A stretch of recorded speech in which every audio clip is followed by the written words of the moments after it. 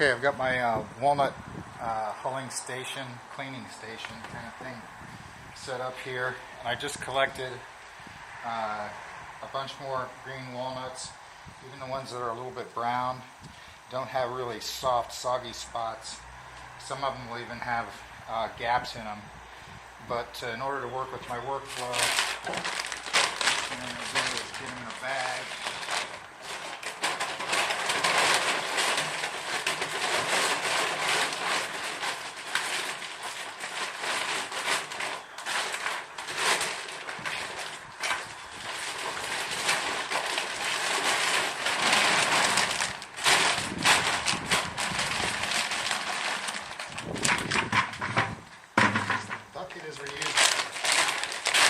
This is a 20-pound feed bag, and I've folded it over just once.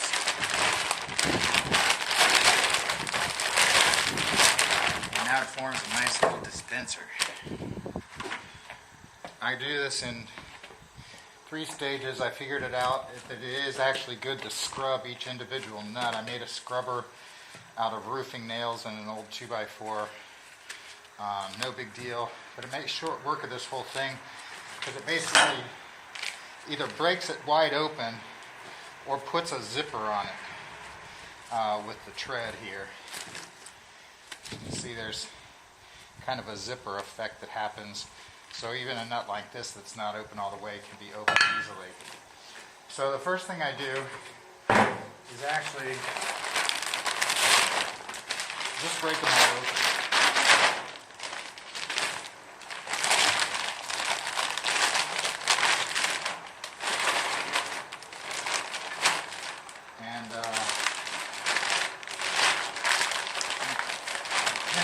Showed us assembly lines where you have one task are kind of the fastest way to do it. So as I'm breaking them up, I could have actually just put this nut in the bucket right now, because this will be ready for the second cleaning, which is a scrub of the individual nut here too. But if you do it this way, separating them all at once, it just takes longer. So let's go.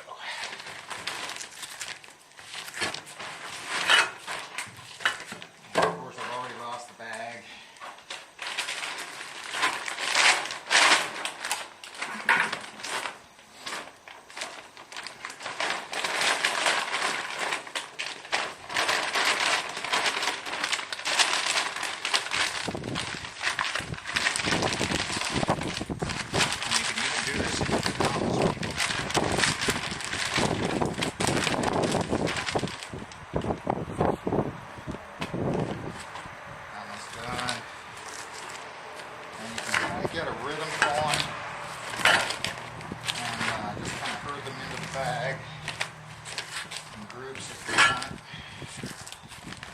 I don't know if everybody has one of these iron U-channels, but boy, it makes this nice. You only have to go in one direction. Good upper body workout.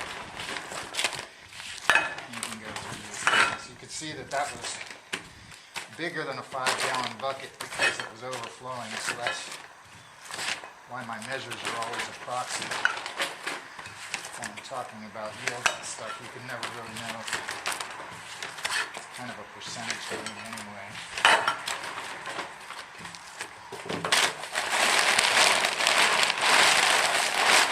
Pull the bag under and get access to more.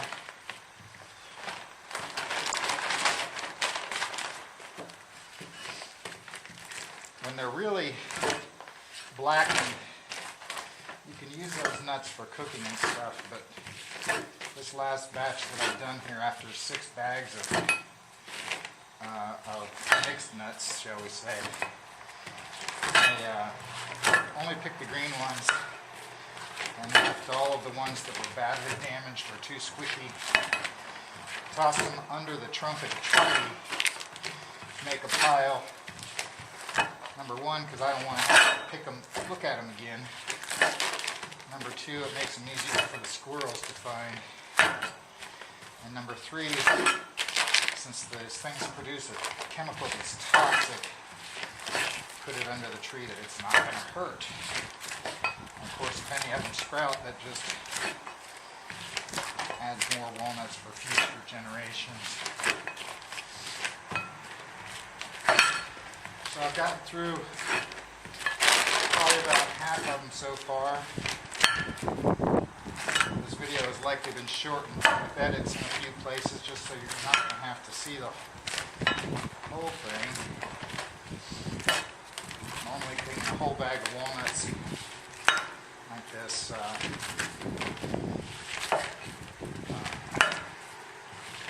It's probably less than 2 hours.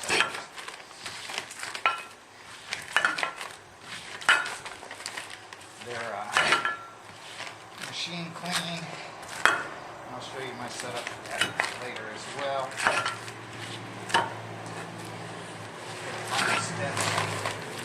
But you don't want to take too much of the good stuff off. First of all, a lot of people like black walnuts, and they're supposed to be stronger than English walnuts, but it might be an acquired taste for some. But if you leave some of the, you'll see the black veins that are left over. And those are going to help protect the dried nuts, the cured nuts, so that you don't have a problem with fungus and stuff like that as much. That's what that poison they give off does. It acts as a anti-parasitic and fungicide. Folks will collect these green skins and make tinctures and extractions for medicine. So I think it's a pity when God gives you free food in your backyard. That one's a little bit further gone than I want.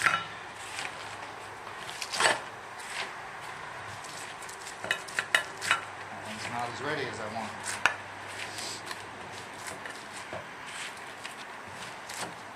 God gives you free food and medicine. You're pretty much a pity not to take up on it.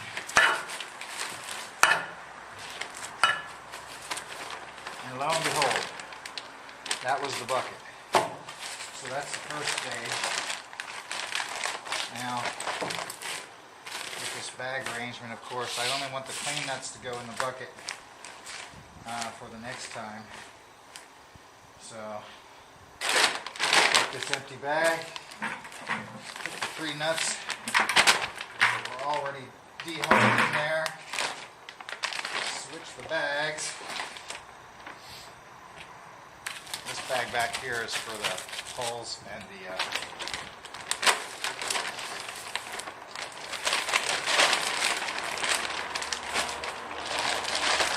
leaves. Down there.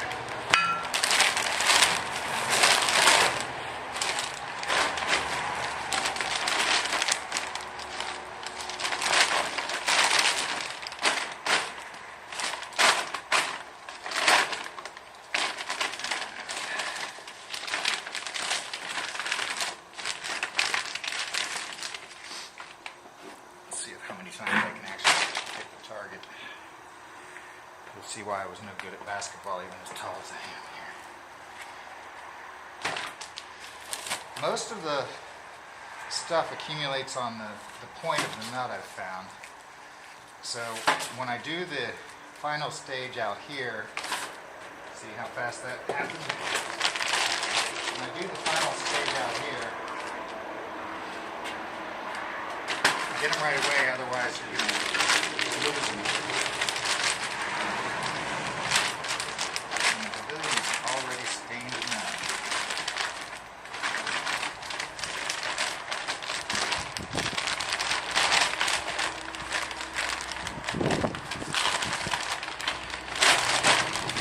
Oh, holy cow.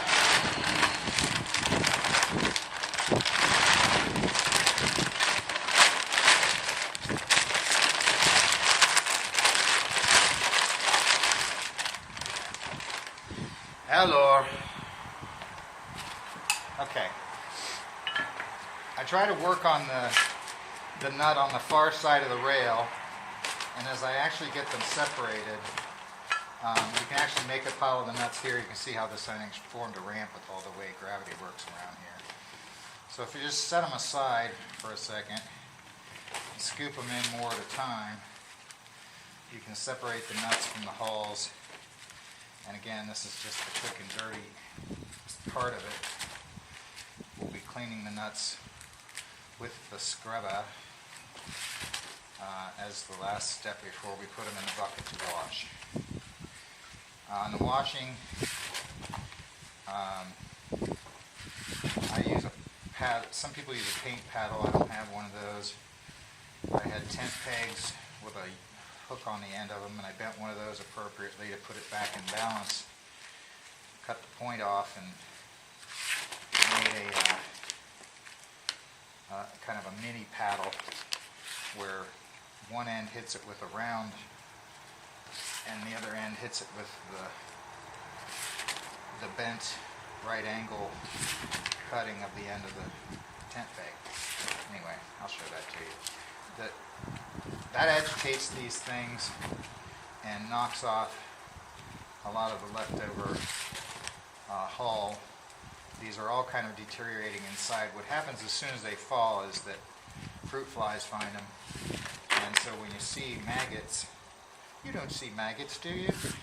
When you see maggots, they're great chicken food, so again, don't look a gift horse in the mouth. And you can just spread your hulls out in the chicken coop and they'll pick them out of there. And they love that. But they're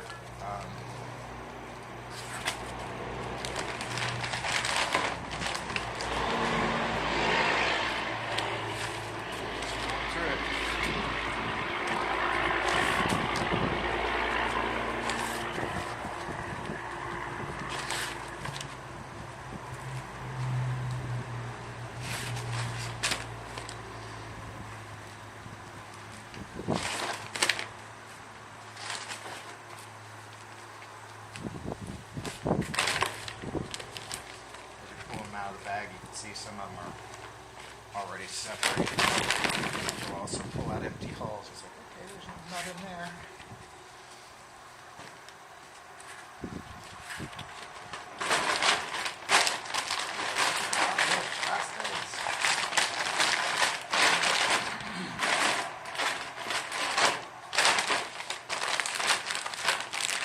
Binder clips would fix that, but I'm not going to bother going to get them.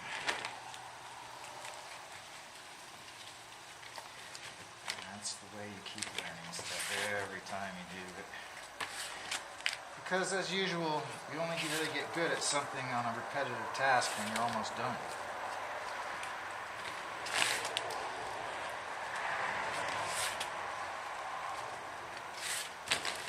Now these gloves, I made the mistake the first day I cleaned of using these gloves without the surgical glove liner. So I've got nice stains on this middle finger and these 3 digits here. And I figured after I'm done with walnut season, that's when I'll use the stain removal techniques to see how much I can pull. It's basically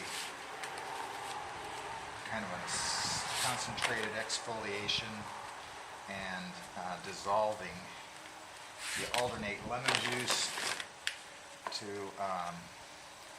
kind of break down the surface layer of your skin a little bit or whatever, so that the next pass with cooking oil leaches some of the stain out of your skin. And you got to do it repeatedly. It's sometimes when I pick these things, I've noticed that if I pick up a black one and get a stain on my bare hands, because I don't always pick with gloves, if you're real quick, right away you can erase it onto the green part of the nut. And you can keep your hands clean while you're handling small amounts of them, or if they're not too far gone. just by doing that. So, yeah, two at once, yeah, almost amphibious, I mean ambidextrous.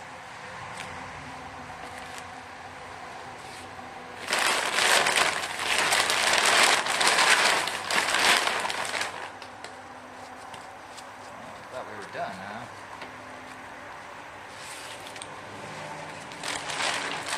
Now this is going to end up producing a little bit under 2 gallons of nuts in the shell. I forget off the top of my head what the weights are. But if you're a nut person like I am,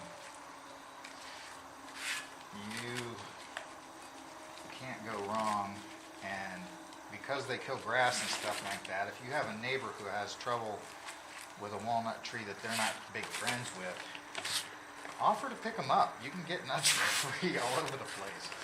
I'm fortunate to have a big one in the backyard, a couple small ones, and then one that's producing these bigger nuts is across the street. But I found out as I was processing the earlier batches that the bigger nuts, there's a lot more floaters in them. When I show you the tray of nuts harvested so far, you can see there can be a big difference between what the trees put out. And I save all the floaters to figure out what's going on. And the main reason I'm picking these this morning, after thinking I was done after processing 6 20 or 25 pound feed bags, I went through picked apart one of the floaters to see how the curing process was going on with some of the earlier batches that I did. It takes two weeks at least, but 6 weeks is better. So they start to separate from the inside of the shell, and you can hear them, and they're easier to get out of the shell when you crack them with your vice grips or your channel locks. I'll show you that maybe even too.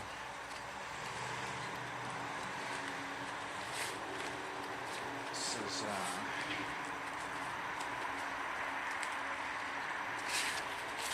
small Culture's train. Now what I'm doing, when I use the wash water, it's all, full of the walnut essence kind of a thing. So what I'll do with that is take it to areas of the property where I want to do some weed suppression. Because walnut kills so many things, it's kind of a natural to help you with your weeding and edge work to control areas where stuff encroaches or just grows that you don't want to grow. If it didn't stain, I'd probably use it in the cracks in the concrete in the sidewalk. Get away with fitting all these in one bag, and I take these hulls over past the fire pit over there to help keep the barrier up with the marsh over there, even though it's not really marshy. That's where water accumulates a little bit. You've probably seen my cattails. They're over 8 feet tall, and they're just coming right out of the ground. You really see the water they're feeding on, but it might be 6 inches down.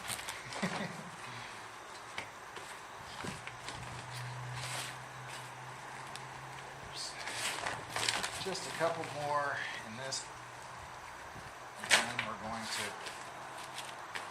I'm going to dump these hulls here. See, I almost let a nut get away there. Dump these hulls. So these big fat ones that come from across the street, there's just a real high reject rate. And I'm not sure if it's because it's just a smaller tree, it's putting all its energy into fewer nuts, and they're not fully developed. Oh, by the way, that one that I tested this morning, the lobes were all shriveled, but the heart was good, and oh, it was delicious. So even the floaters might be worth cracking open if you're so inclined. I've got a stick to clean this. A special walnut stained stick. It's just like cleaning your cleats.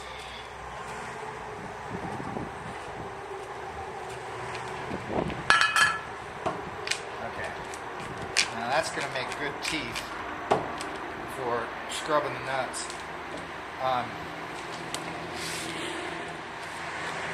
Get rid of these. Give the maggots to the birds over there real quick.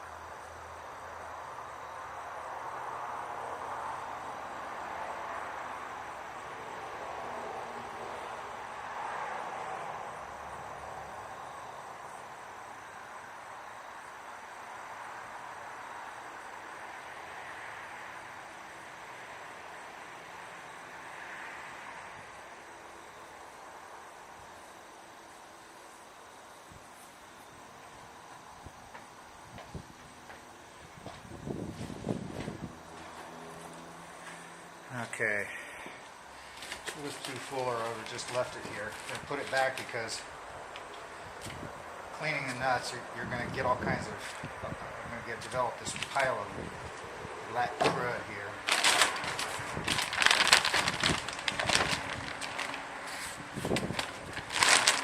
There's always a seed left.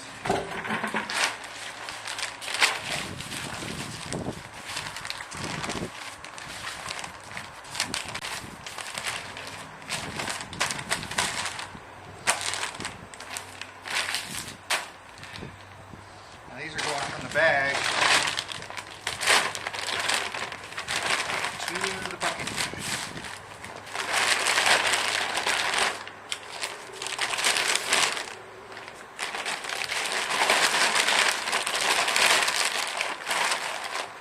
I didn't want to be on camera. I'm supposed to do this from over here. Anyway, this isn't about me.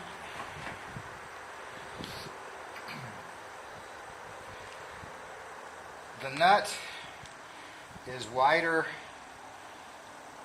from one end than it is from the other, and it's more pointed on one end and rounded on the other.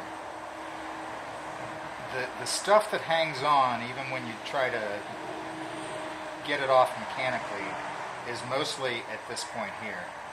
So I've figured out that if you first cradle it in your fingers, or it'll orient that way anyway. If you put pressure on it, it just slides into where you want to get it.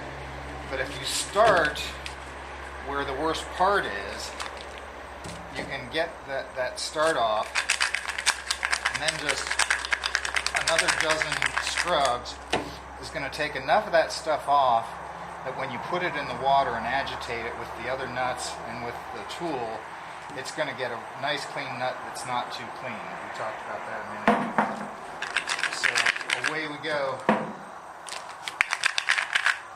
Again, not a great basketball player. Get it up close where I can hit it. Some of them are going to have more husk on it than others. And you can kind of feel that. You have to kind of get it off your hand every once in a while. I use these gloves that have a good hard surface, and the back, I found out, like I said, it's easy enough for the stuff to seep around and get in there. Now this camera only gives me a half an hour each time. See a big nut? surface area, which increases as the square of the linear dimension. This nut is 4 times as big as the one that was half as big as it is I showed you.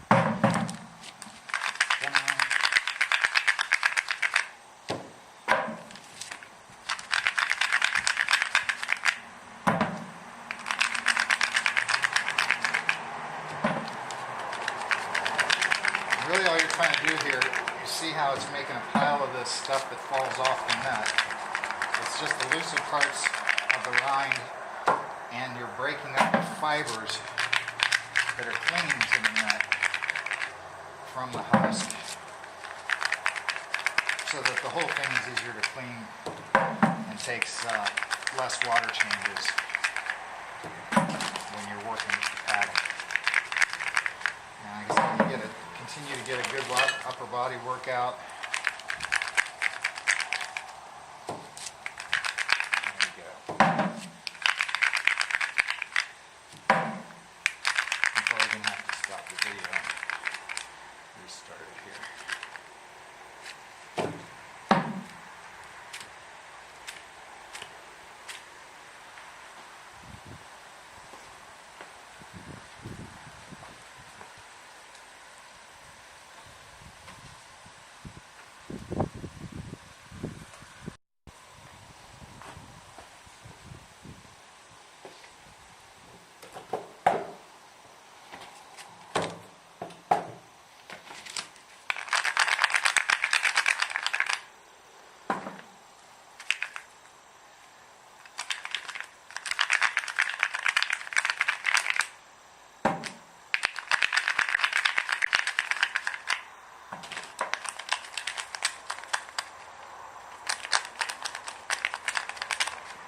I'm starting to heat up a little bit.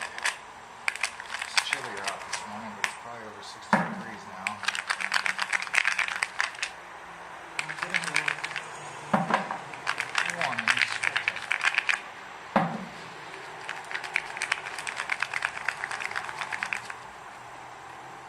Got my fingers open a little bit so some of the stuff can get through it. It's just pushing or rubbing the nut across the rails, or the nails, or the screws, as the case is. And the big one here. The greener they are, the more the stuff sticks to them. One of the things about cleaning the dirtier nuts, so to speak, is that they're actually easier to clean. There's, fruit flies turn the whole black, and that's when it starts releasing all the oil, and it gets to be a big mess, and it does change the taste of the nut a little bit. Dang. But like that one had just a shipload of husk that was clinging on.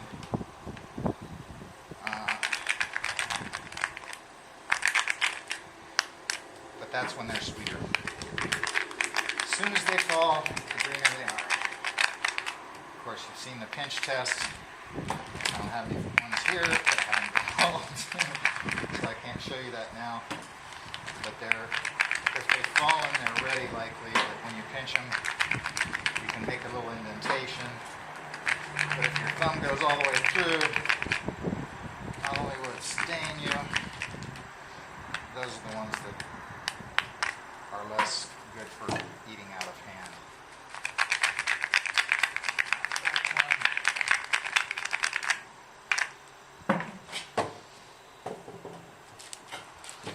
And there's all this crap down here. So fortunately it's my pavilion.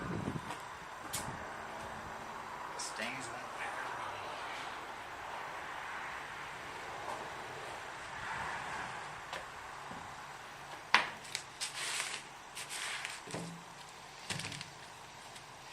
So getting this stuff off now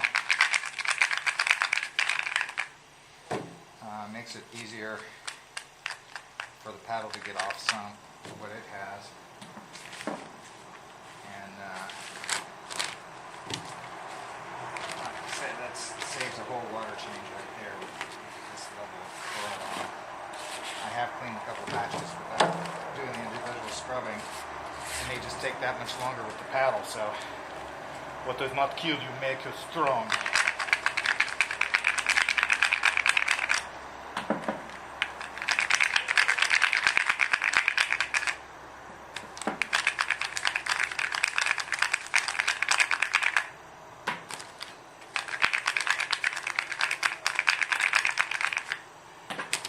Notice I'm not physically checking each nut for where that peak is, but by holding it so that it rotates the thin end around you, you're really going to get it when it rolls around in your fingers. And the big ones I can feel, and that's the ones you see me working on, taking too longer. Make sure that I damage the cusp there where it's all going on.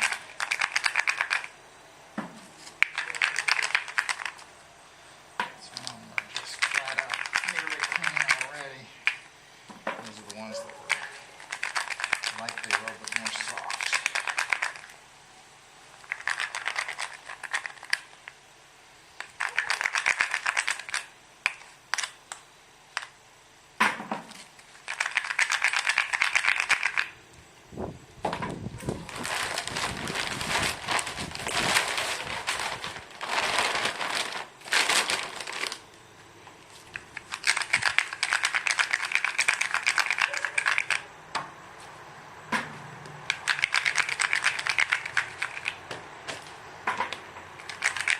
The way that the walnut is shaped actually helps you crack it, because it's not hard to learn to identify the main central seam, and then from there it's easy to tell which, the two sides of that are where the chambers are, where the nuts are, and it's halfway between, like instead of here or here, here's the seam along the long side. This is the point you're looking at. Here's the seam, but 45 degrees to that is where you want to break the nut, apply pressure, and it breaks the chambers and allows you to get to the nut inside. You can get a lot of full quarters that way. Make them fancier if you're putting them out. Or even if you're baking, it's nice to have your nuts in one piece.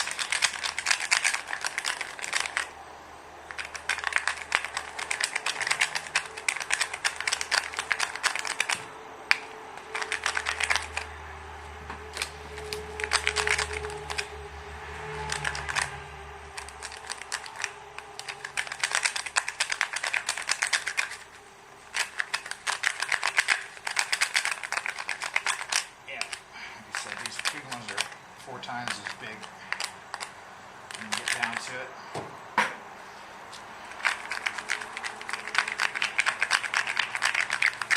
You can also kind of hear it when it's hitting the soft spot, when it's hitting the pulp that's still there on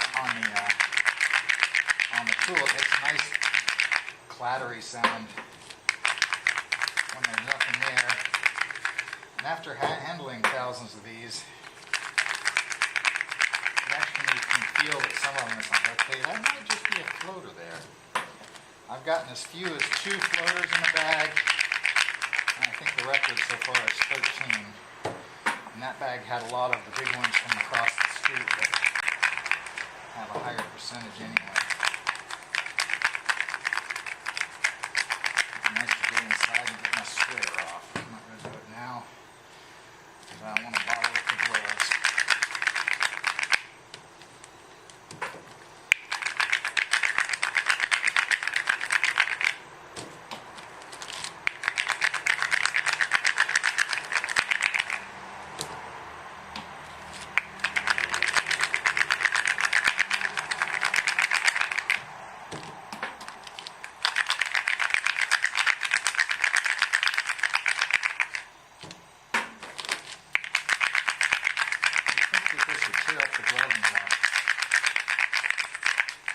But the heads of these, even though they're right angles. I'm only hitting a nut. So I'm using my fingertips and my palm to make a channel out of my fingers on the other side. If you make one of these, they're cheap, easy to use, and might even get the kids something to do. Well, these giant ones, sometimes I even get my thumb involved so they don't get away from me.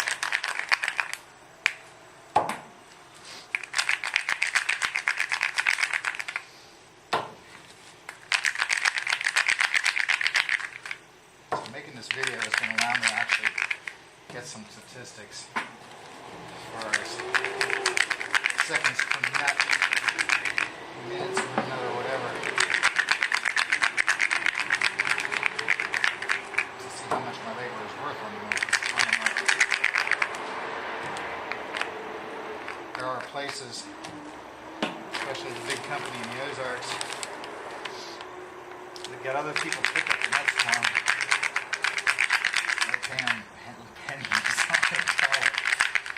But it's nice because it's a family activity and you can just go out and harvest and get a few shekels for a full pickup.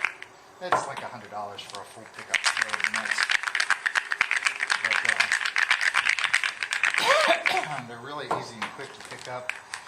And if you harvest them from public parks and stuff, lots of times they're on grass. Which if you pick them up right away, you can use a nut picker, which is like a rolling cage. It allows you to just roll the basket over it, just like a kid's vacuum cleaner.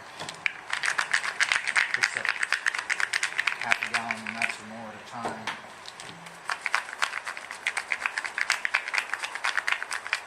Dump them in the bucket.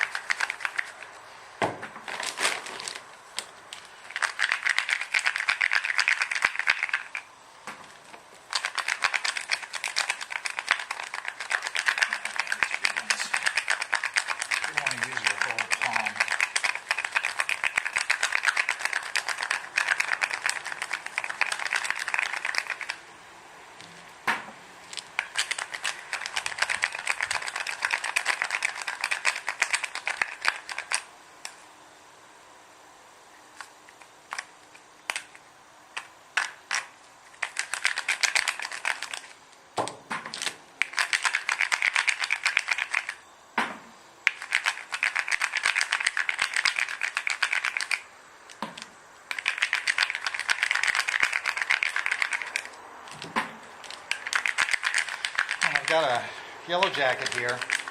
The yellow jackets will show up because this time of the year, fall, they're after meat, and they can smell the damaged maggots. If you do have maggots in the nuts, that's another reason why you want to dump them away from the house, because that's one of the things that's going to come after them. Or the hornets this time of year especially. And even though the Waynesburg teams are the Yellow Jackets, when I was a Georgia Tech Yellow Jacket, they sting me and I get blood poisoning every time somehow. So it's not a anaphylactic reaction I get, but I consider myself allergic to them. And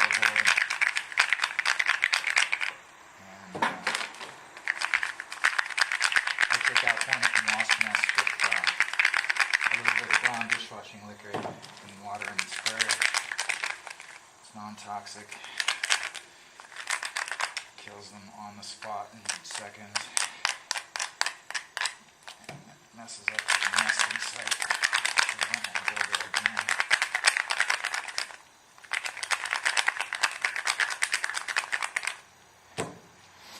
In the ground, fill it up, make a big bucket full of suds, and dump the suds in there. And as they're even trying to make it out of the place, out of the hive, they can't get through the suds because it covers them with surfactant, and they suffocate.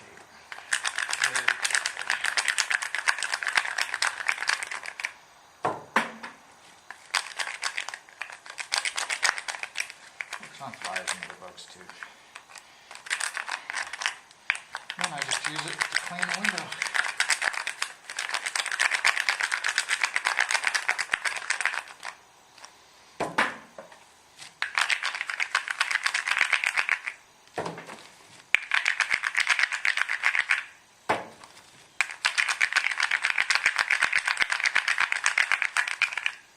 There's a little bit of worms squirming in there. They're not worms, they're maggots.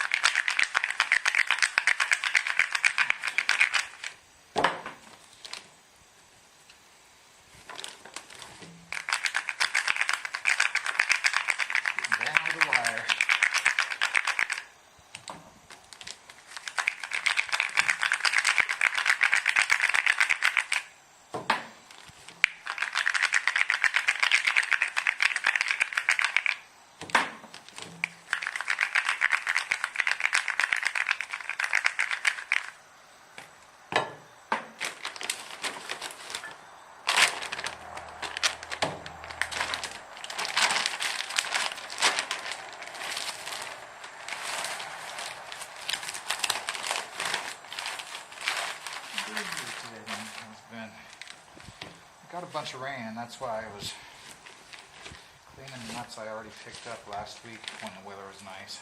I have to check the calendar and see when I last picked.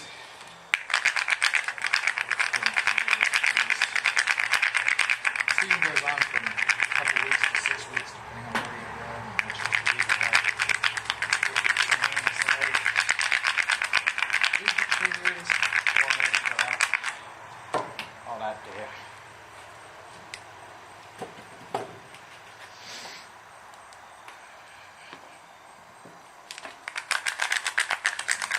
Agricultural product.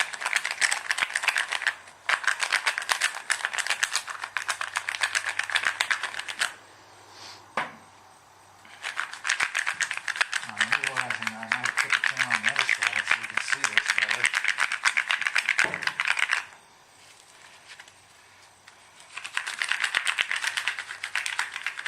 There you go.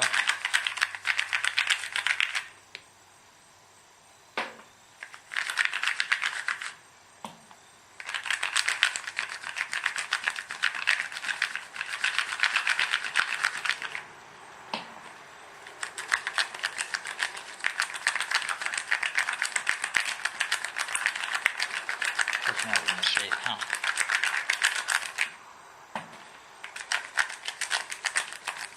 Heard if you're ambidextrous to switch it up.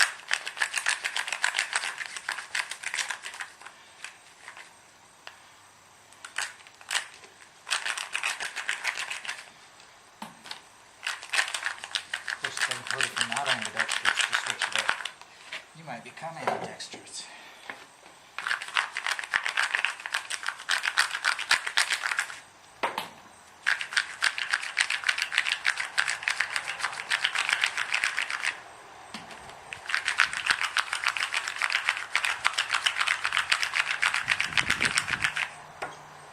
Applying pressure with both arms and moving both hands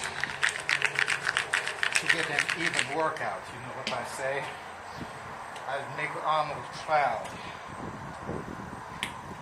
This is the upper body workout. Cutting an acre of grass with a follow behind mower is another one. Every 4 days this summer, I got between a 5 and an 8 mile walk. Every 4 days.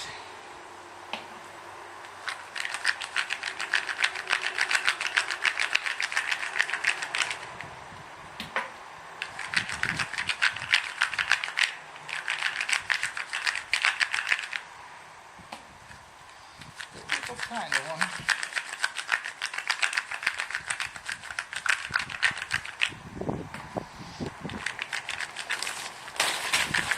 And that's why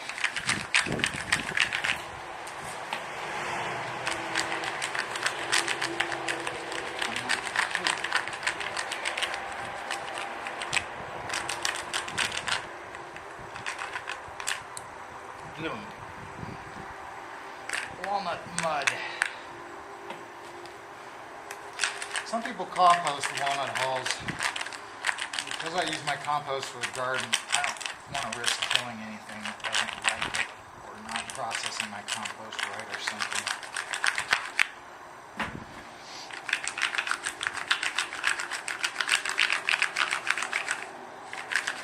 Besides, with all the grass that doesn't get mulched, it gets stuck in the mower every week.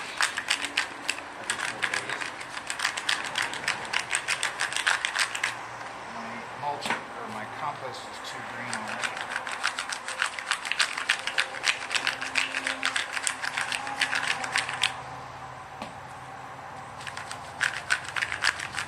Turns out using my thumb all the time is actually helping hold the nut to scratch.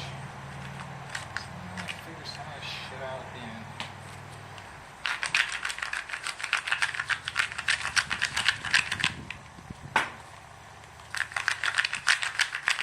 Roland was doing a fine job anyway. Just catch that point with a little bit on it. Good deal. Round part wants to be.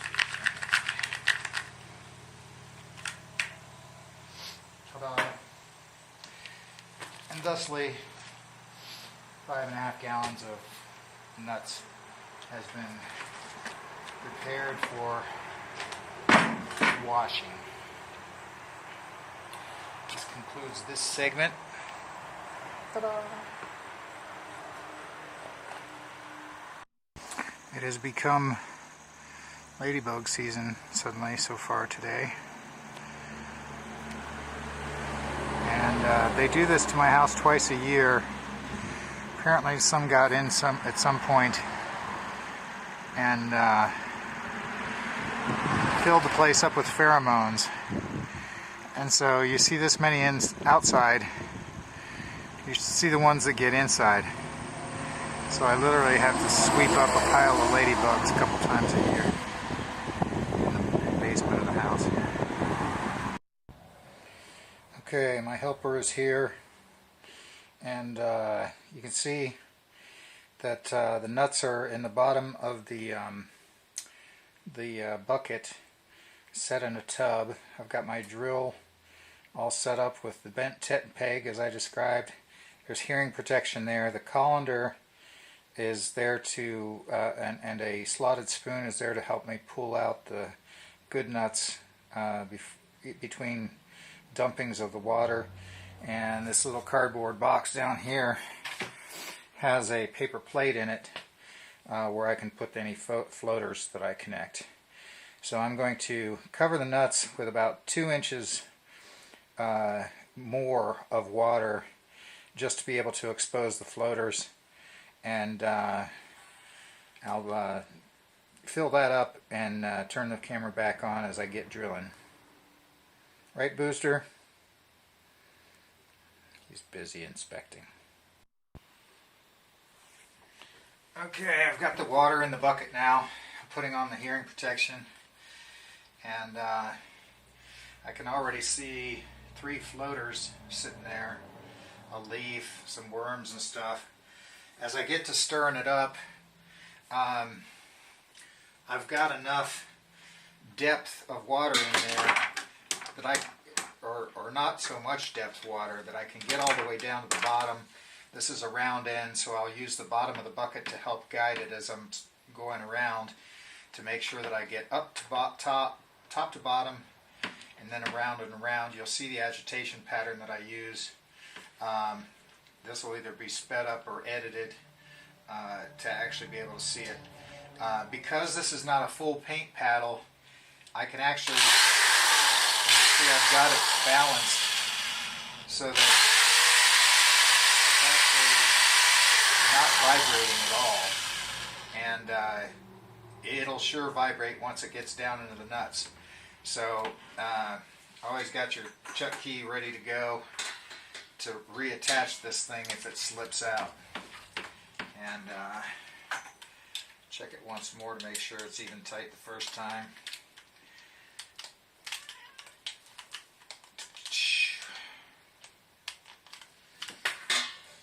And since it's well balanced, I can go full speed. Here we go.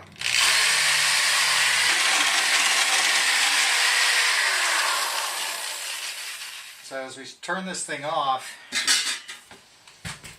see my colander and thing are on top of a round trash can, so like other parts of my life, it's not fully stable. These three floaters, now two there and one there,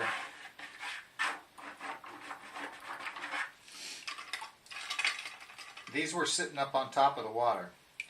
So they're likely going to have an impaired nut or no nut at all. It's going to be all shriveled up in there. But like I said earlier, I was able to pick out one of my floaters as I try cracking techniques. It doesn't hurt to break no nut. See, these, they've already got the actual shell visible in most places. There's some like these big ones where it was holding on more, so you can see there's a lot more material there. But eventually they'll get like this, where most of the nut is clear. It hangs on at the point end, and you'll get down to just where about 1/4 inch of the point is covered in the black, and then the veins that run up through the grooves all around the nut. And that's about what I call clean. They're not perfectly clean, like scrubbed clean, especially with that tip on there. But from what I hear, that's a source of some of the natural protection for the nuts.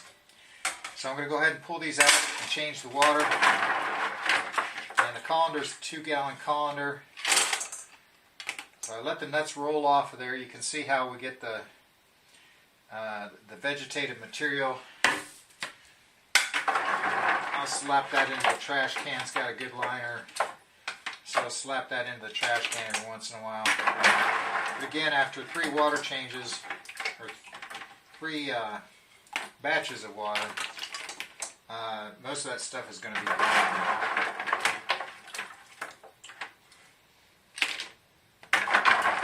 So it'll accumulate in the spoon, get caught in the slots if you just let them roll off.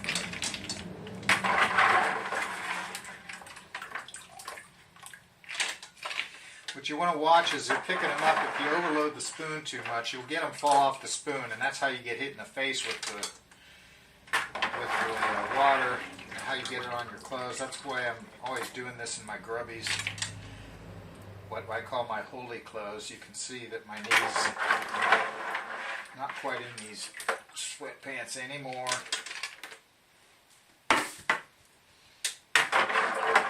And it's just like killing zombies. Every once in a while you got to slap the blood off of your sword so that it stays a good tool. See, did you see that hit the bucket there? Those make nice little splashes. I've had them on the wall back here.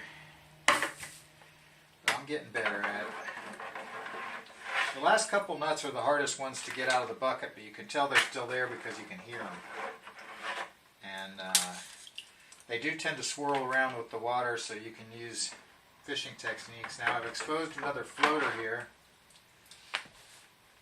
and more might be exposed on other things if they were held down by other nuts. They're not always immediately evident. There's only about 2, maybe 3 more in there.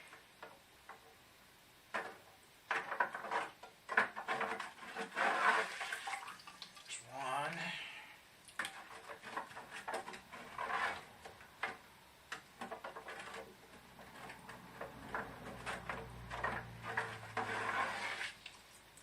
Two, 3. Any more?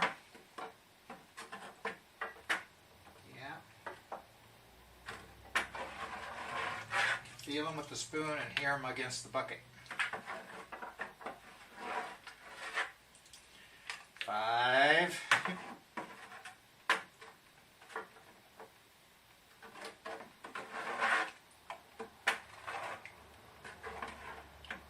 And the last one is always the trickiest.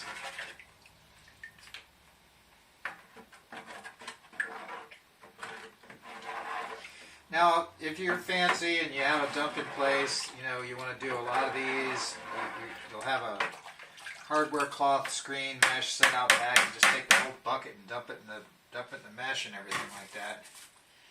But these are all, now see there's a ladybug already trying to eat my walnuts. You're going to have a hard time getting through that shell, girly. This is almost exactly 2 gallons of nuts, maybe. I'll have to look at Walmart and see exactly whether this is a 2 gallon or 1.5 gallon colander. I'm not unsure because it didn't look like that much in the bucket. Set these in the trash can so they can continue to drain while I empty the bucket.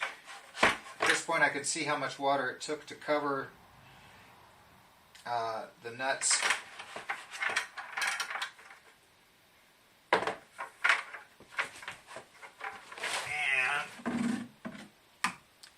also allows me to clean the bin. Now it doesn't stain the plastic. It's not, plastic isn't absorbent or whatever, so it's not going to bother the plastic. Okay, I've emptied the bucket,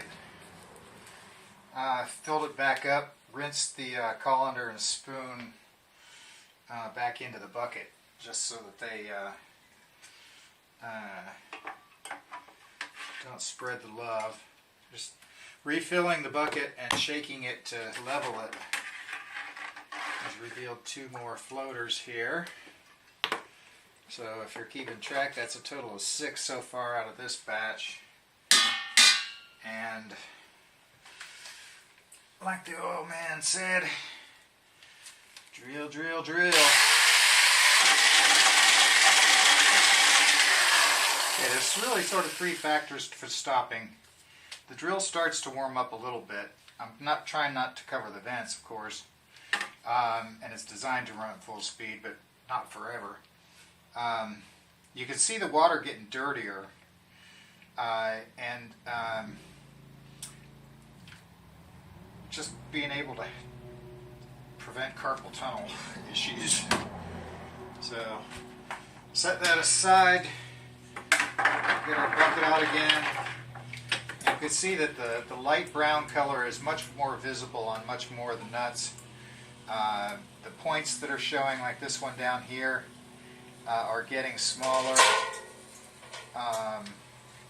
and it's going to only take 1 more water change, and I'll call these ones done. So they'll go for 1 more spin, and then we'll lay them out, see how the other ones are doing. These are all lighter in color because we scrubbed them with the tool, as well as the fact that they hadn't had time to blacken up or be stained by fruit fly poop or whatever is forming in those hulls. And the flies finally get to them. So you get some that don't seem to be contacted at all, like these 2 right here. That one's obviously got a lot of material left on it, and this one does too. So they're going to be variable, and we're just kind of going for a percentage game here.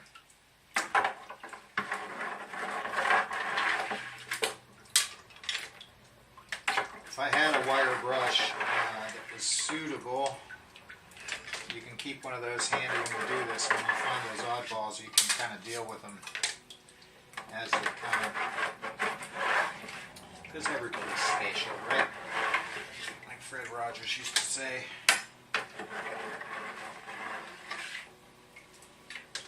Back in the hood of the road.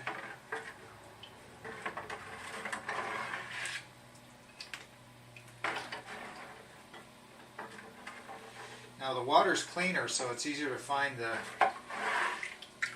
stress stragglers. But they're not easier to catch because they move around easier.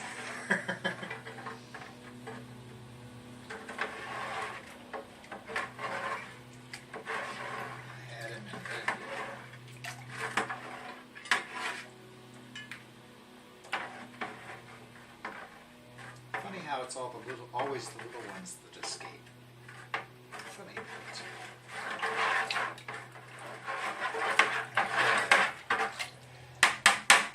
Nothing left in that bucket, and that's looking more like sweet tea than tar at this point.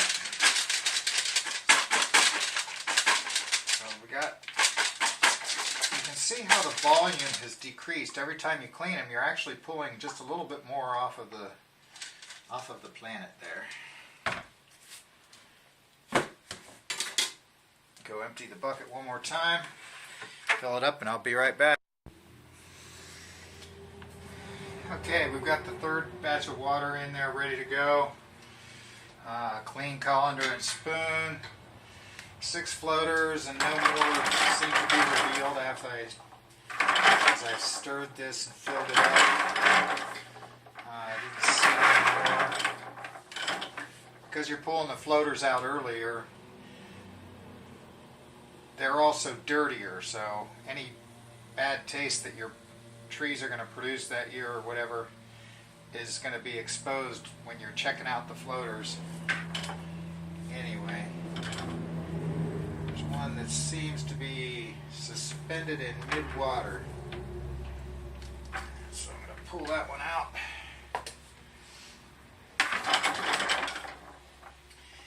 And away we go.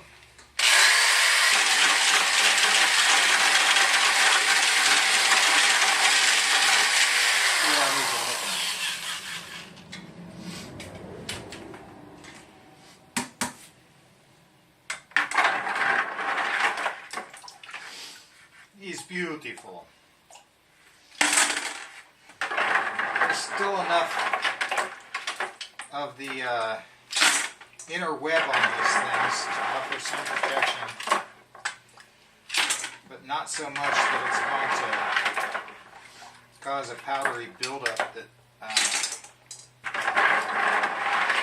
forces you to wash them again before you crack them open. The idea is that if you clean them too hard, they don't stand up as well at time. And nuts that have been properly cured are going to sit fine in the shelf for literally years. And that allows you to get through lean years. If you overpick, you can never have too much protein. And between these 7 bags of nuts now, or 6.5 maybe,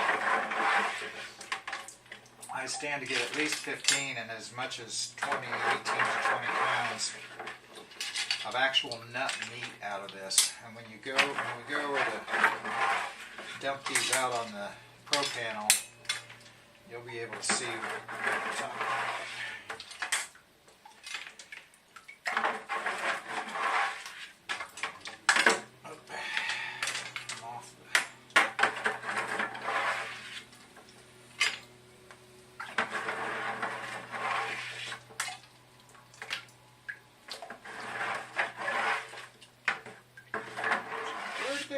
It's like, well, you scraped half of them off on the outside. There's that one again. That might have been one of the ones that was partially softened.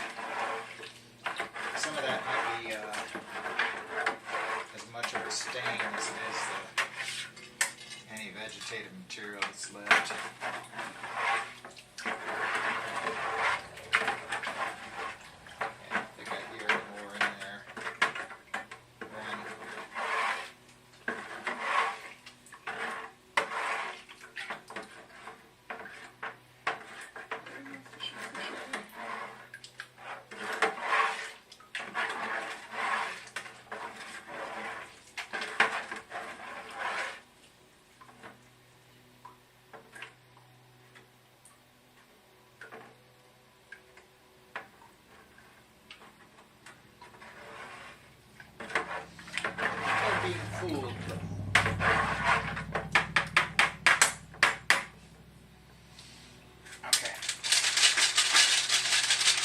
drip a little bit before we spread them out. The holes on the bottom of the collar under, it's not very concave down there. I have to fix that with a ball peen.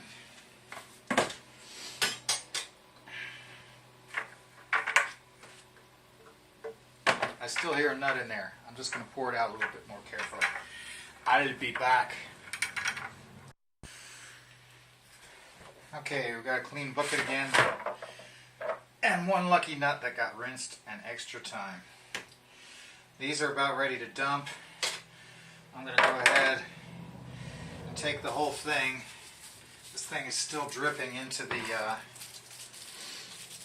wastebasket. That can go down the sink actually when we're done here, but I try to keep as much of this stuff outside as possible because it really does stain. I think I told you about my hands, and that's what I mean. The glove that I was using had a porous back, so when I was pulling them out of their hulls, that was getting dirty, and then it got trapped against the webbing against the plastic part of the glove, or whatever substance it is. And since I'm right-handed, of course, that ended up being the bad one. And this little patch here is caused by a hole that I just found in the rubber glove that I took off. So it really does stain, and you don't want to look like this maybe until Christmas if you can avoid it. Hi, Ladybug. There are literally thousands of these things outside right now, and at least hundreds have gotten in. Alright. Okay, this shows the piece of pro panel on the floor. Building materials and all the junk all around, of course, because that's what this part of the house is used for. I've got a pedestal fan. It's not blowing directly on the nuts, it's blowing over top of them to keep the air circulating around them.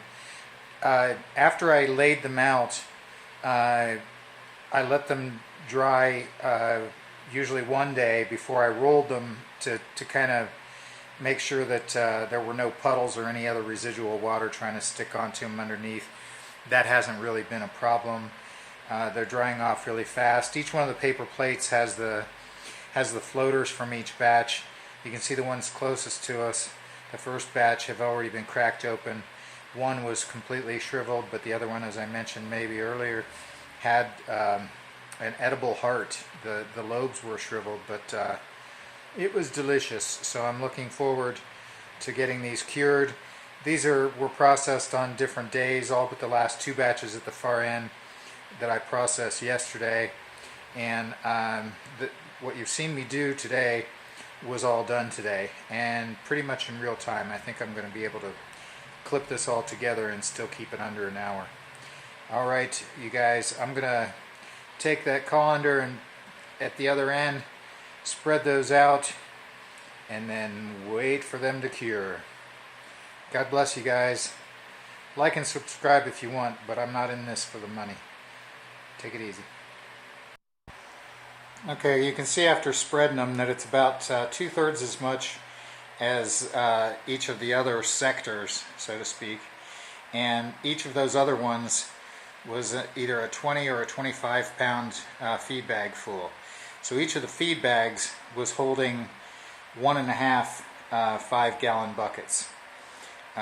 So we're talking 3, 6, 9, 10.5 5-gallon buckets. So that's hulled or in the hull, and each of these was plus or minus, mostly plus, the size of the colander. So you're getting an idea of how this boils down. There's going to be a lot of nuts there. Take care. Have a good one.